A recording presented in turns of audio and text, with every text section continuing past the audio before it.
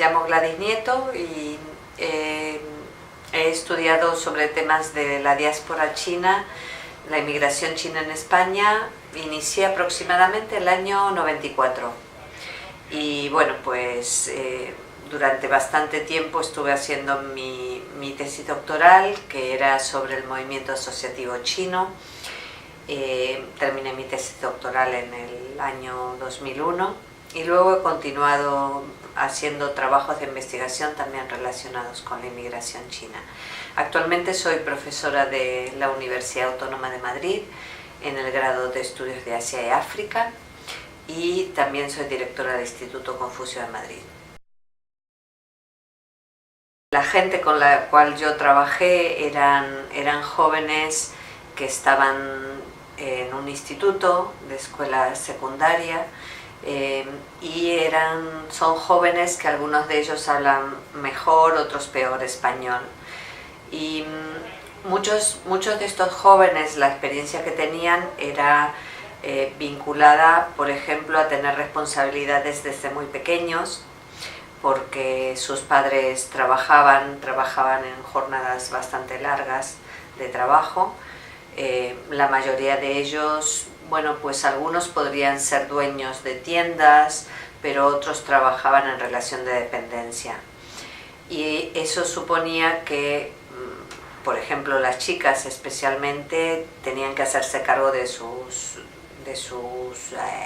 hermanitos más pequeños, o hacerse cargo, por ejemplo, de prepararse la comida, o de limpiar la casa, o de planchar la ropa, o lo que sea. Entonces, bueno, pues la impresión que me daba era que eran jóvenes expuestos desde muy pequeños a responsabilidades de adultos, como jóvenes que, bueno, pues tenían que crecer rápidamente, ¿no? Entonces esa sí me parece una cuestión quizás un poco distinta a la experiencia que pueden tener la gente de clase media española, ¿no? O los hijos de la clase media española. Luego, otra de las cosas que me llamaron la atención con los jóvenes que entrevisté en Usera era cómo se percibían de alguna forma muy vinculados al grupo, ¿no? Sus amigos por lo general eran chinos, entonces a pesar de que ellos solían decir que no tienen problema en tener amigos españoles y que tienen amigos españoles, pero llamaba la atención que por lo general hablaban en chino y sus amigos más cercanos eran chinos. Entonces eso parecería darles como una especie de seguridad o donde se sentían más a gusto, ¿no? Esa era otro de los elementos que yo identifiqué y creo en último término era el tema de cómo sentían el barrio, ¿no?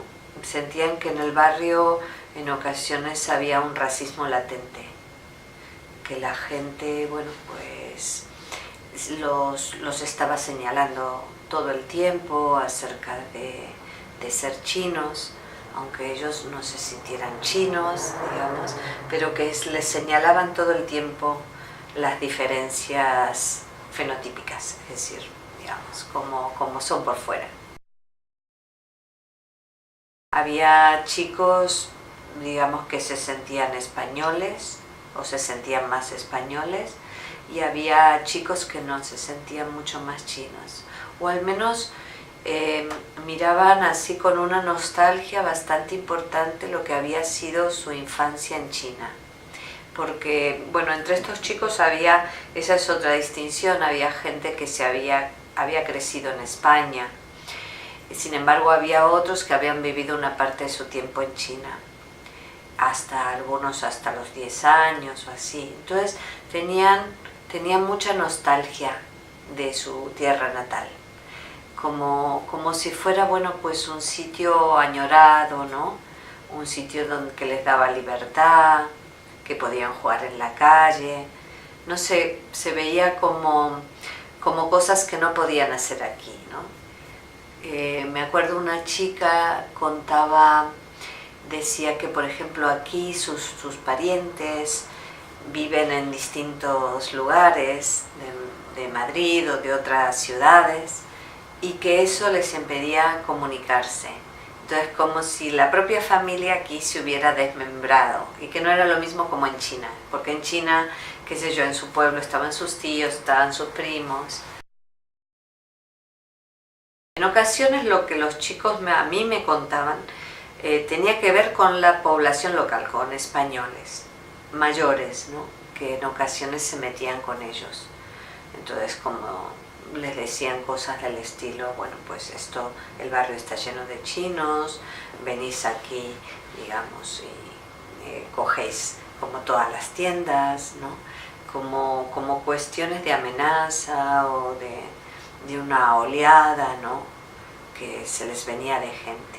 Entonces, mencionaban el racismo en esos términos y lo mencionaban en ocasiones también en problemas con chavales de otras nacionalidades, que creo que estas cuestiones también son muy típicas de las edades, ¿no? Recuerdo una chica con la cual hablamos y ella tenía muchas responsabilidades, ¿no? Y ella sentía esta cuestión de quizás del lugar social, ¿no? En el cual estaba su familia, ¿no? Porque ella mencionaba, bueno, como que mi familia vive en este barrio, este no es un barrio caro, digamos, es un barrio de trabajadores, ¿no? Entonces, yo creo que sí puede influir en el futuro, ¿no? Esta idea de, bueno, qué capital social tienes como para poder labrarte, no sé, una carrera o digamos, la movilidad social, ¿no? ¿Cómo puede darse esa movilidad social? A mí ese siempre me ha parecido un tema muy interesante.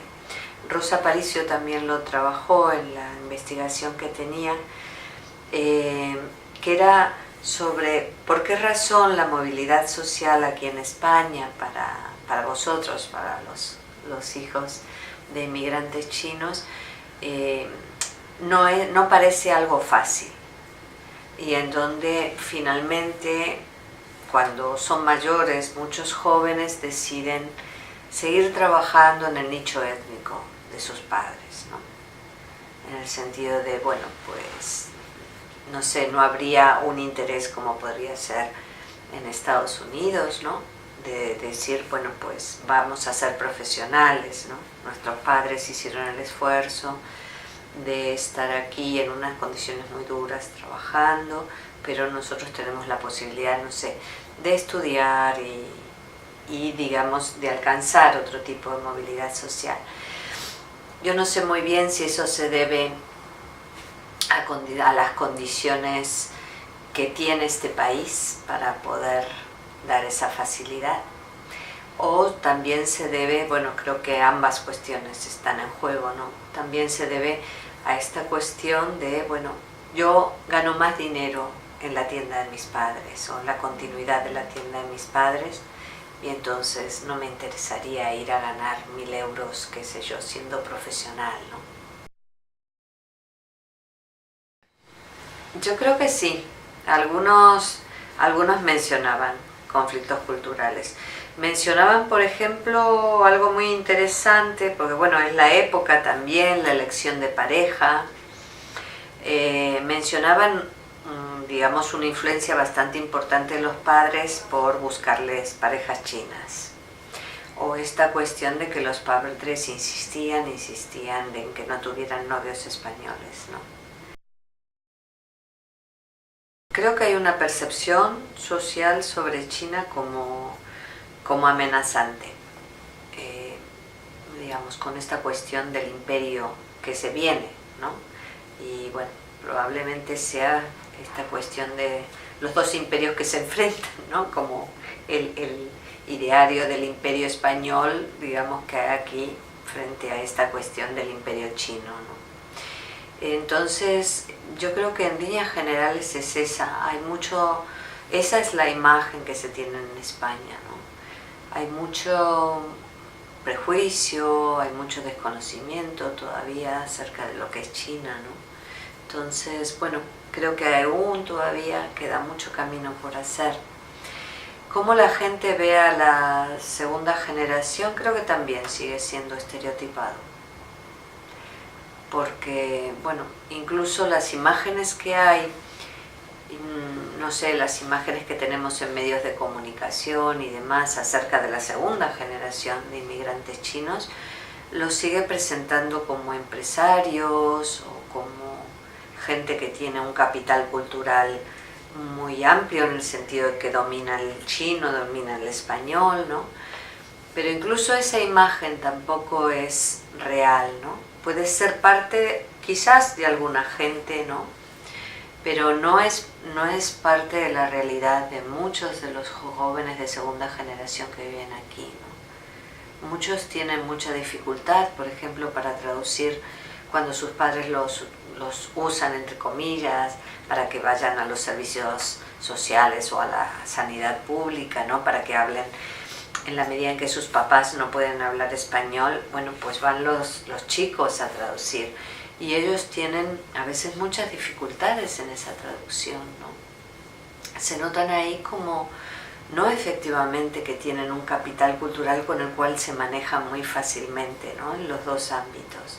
Entonces me parece que todavía queda mucho por conocer, ¿no? Acerca de la segunda generación. Y de esta, bueno, claro, metemos en la bolsa la segunda generación, pero digamos las experiencias son, ¿no? Como son tan distintas, dependiendo, bueno, de cuánto tiempo ha pasado cada uno en China, de cuánto tiempo ha vivido aquí, de cuál ha sido también la situación de sus padres económicamente, ¿no? Hay gente que ni siquiera habla chino, ¿no? Entonces, creo también que metemos en la misma bolsa segunda generación cuando en realidad, bueno, pues son hijos de inmigrantes, pero con una diversidad enorme. Pues una de las particularidades era trabajar en un ámbito muy vinculado a una economía étnica, ¿no? Eso es algo bastante distinto de otras colectividades, porque bueno, pues aquí fue el nicho de los restaurantes en su momento. Posteriormente, bueno, pues pasó a la importación-exportación, ¿no? Luego a, digamos, a inversiones muy diversas en diferentes tiendas, las tiendas de alimentación y demás, o algunos, digamos, inmigrantes de primera generación, pues han estado también en grandes inversiones, pues qué sé yo, inmobiliarias, o el tema de hostelería también, de hoteles, digamos, han tenido como otro tipo de inversiones. Esa creo que es una de las características que no es común a otros colectivos de inmigrantes.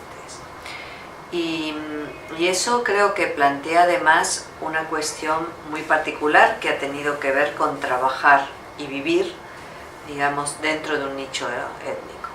Y entonces eso también ha planteado dificultades en torno a, bueno, pues la incorporación, si se puede decir, del aprendizaje de la lengua española, ¿no? Y demás. Ha tenido que ver con inmigrantes que tenían restaurantes y fueron trayendo a sus parientes. Entonces, de alguna manera tampoco se necesitaba conocer español para poder tener un restaurante o para poder trabajar en un restaurante, sino, digamos, ciertas palabras, las que tienen que ver con el menú y poco más. Y de alguna forma la vida y el ocio o el escaso ocio que tenían estos inmigrantes transcurre entre chinos. Entonces eso, bueno, pues tiene una dificultad que tiene que ver, bueno, tus vínculos sociales en la vida cotidiana son muy escasos, pues tiene que ver, son muy escasos, vamos, con población que no sea china, salvo los que tienen que ver con los clientes, ¿no? Y como dentro del colectivo chino la centralidad del trabajo es muy significativa, ¿no? Largas horas de trabajo, entonces, bueno, eso implica una imposibilidad bastante importante de tener contacto con población no china, ¿no? Claro, lo que pasa es una dificultad, porque ahí tienes que tú pensar qué defines como integración social, ¿no? Porque yo en ocasiones he dicho, si uno, bueno, depende, porque la integración social, que tiene que ver con tener contacto cotidiano, ¿no? Con población no china, podríamos poner, no estrictamente española, pero en el ámbito, por ejemplo, de la integración económica, pues nosotros podríamos decir que no habría ningún tipo de problemas, ¿no? Porque de alguna manera estos inmigrantes tienen tiendas, bueno, pues están vinculados también con todo lo que tienen que pagar de impuestos o lo que sea, digamos, en las relaciones con el Estado, ¿no? O sea que hay una articulación, hay una integración que es clara. Quizás el tema, cuando hablamos de integración social o cuando la gente dice es que los chinos no se integran, digamos, quizás se están refiriendo a esta posibilidad de conocer el lenguaje y tener más contactos, digamos, en la vida cotidiana que sean con población no china, ¿no? Eso se da muy probablemente a través del trabajo también, a través de las tiendas. Sigue creciendo en números, ya no con tanta, digamos, en un grado muy alto, porque llegó en un momento, desde, si tú ves las cifras estadísticas, desde el año 2000 comenzó un crecimiento muy, muy pronunciado. Y luego, digamos, ese crecimiento se fue atenuando, pero sigue en crecimiento. En este tiempo vi caer programas que eran significativos para la integración social de los jóvenes, especialmente de jóvenes chinos. Entonces, uno de ellos era un programa se llamaba Biblioteca Abierta, si mal no recuerdo, y funcionó al menos en varias bibliotecas de Madrid, pero funcionó en el barrio de Usera, en la biblioteca José Hierro. Y entonces allí, durante 2 años, o quizás un poquito menos, año y medio, trabajaba una mediadora social que tenía un curso de alfabetización para inmigrantes. Estaba abierto a inmigrantes, pero ese curso prácticamente era la gran mayoría de alumnos que iban eran chinos. Y entonces eran inmigrantes chinos, algunos mayores, pero la gran mayoría eran jóvenes. Eran chavales que habían recién llegado casi de China. Entonces, era un espacio muy interesante. Yo estuve allí, digamos, con ella, viendo y tal cómo funcionaba el espacio. Hacían reuniones y bueno, y además funcionaba como un espacio de ayuda, ¿sabes? Como si efectivamente, bueno, pues tenían que completar algunos papeles y les ayudaban. Recuerdo que también iba una chica que llevaba a su hermanito porque lo tenía que cuidar en su casa y lo llevaba allí. Entonces era un espacio de ayuda y de intercambio. Y había otros inmigrantes de otras nacionalidades que vivían el tema, digamos, de esta ayuda hacia los jóvenes chinos como muy bien, digamos, era un espacio sumamente bonito. Bueno, eso dejó de estar financiado y cayó, ya te digo, al año y medio, a los 2 años. Y recuerdo también la mención de otro proyecto de un chico de 20 y pico de años, chino, que él me contaba que lamentablemente no tenía muchos amigos españoles, que él había participado de un proyecto de integración social también, en el cual se reunían en una asociación y allí, digamos, era un espacio de encuentro con jóvenes del barrio, españoles y de otras nacionalidades, y que para él fue muy importante, porque es allí donde pudo hacer amigos.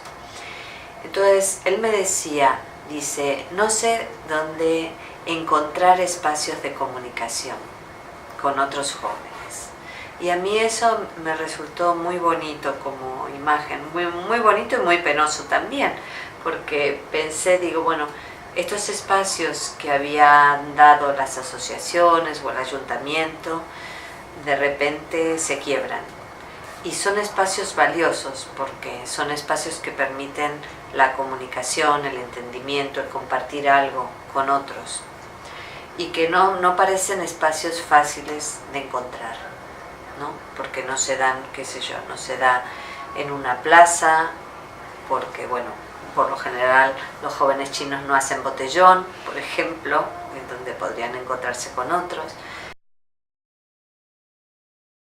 Lo que yo he identificado es, en primer lugar, son puente, estos jóvenes son puente para traducirles en situaciones específicas que pueden ser, por ejemplo, cuando tienen que ir al médico o cuando tienen que ir a la administración por alguna cuestión de papeles y demás, aparece ahí el tema de la traducción. Me imagino que no solo la traducción, sino también el procedimiento, ¿no? O sea, cuáles son los procedimientos.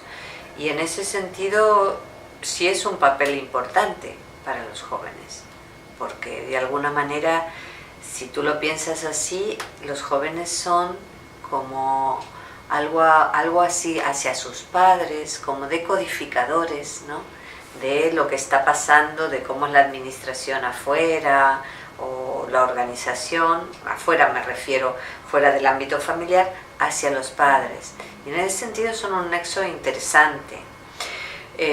A veces, bueno, pues hay chavales que eso lo viven mal, en el sentido de que o bien no pueden, y que me han comentado en alguna ocasión, no entienden los términos así sanitarios, entonces no saben cómo traducir, o se ven muy expuestos en el sentido de que tienen que saberlo, ¿no? Que deberían saberlo, y ellos no tienen un bagaje del lenguaje tan fino como para poder traducir, ¿no? Para mí ese es el elemento, me parece, de mayor puente. Digamos, esta cuestión de dentro del ámbito de lo familiar, ¿no? Y que ellos puedan decodificar cómo es, digamos, ese mundo, ¿no? Que sus padres no conocen. Porque eso en la primera generación es muy significativo. Yo lo he vivido además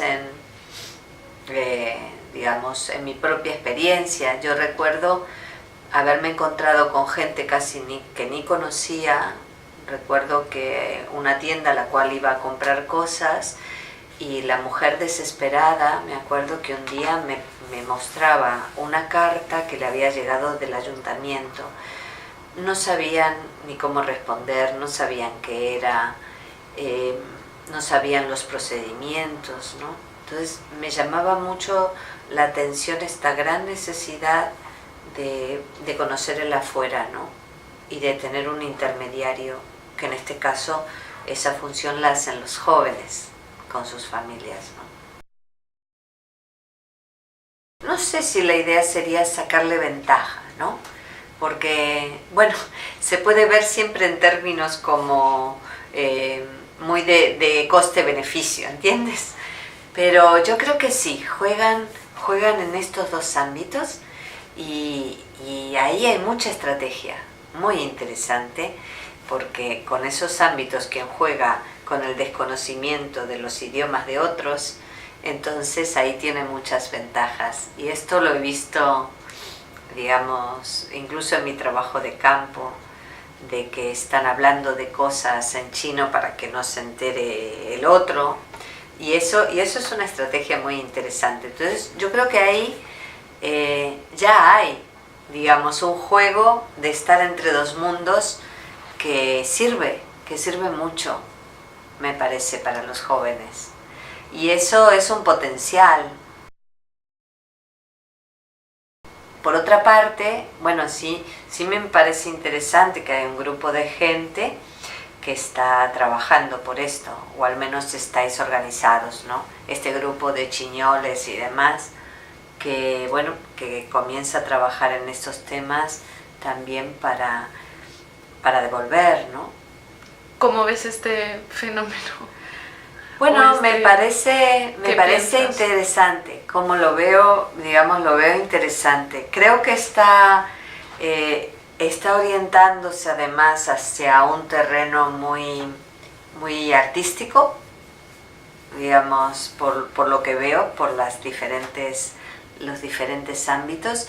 Es como un grupo de gente que está muy ligado al activismo, a la militancia, digamos, y al arte, digamos, por las figuras que suenan, ¿no? Que comienzan a sonar.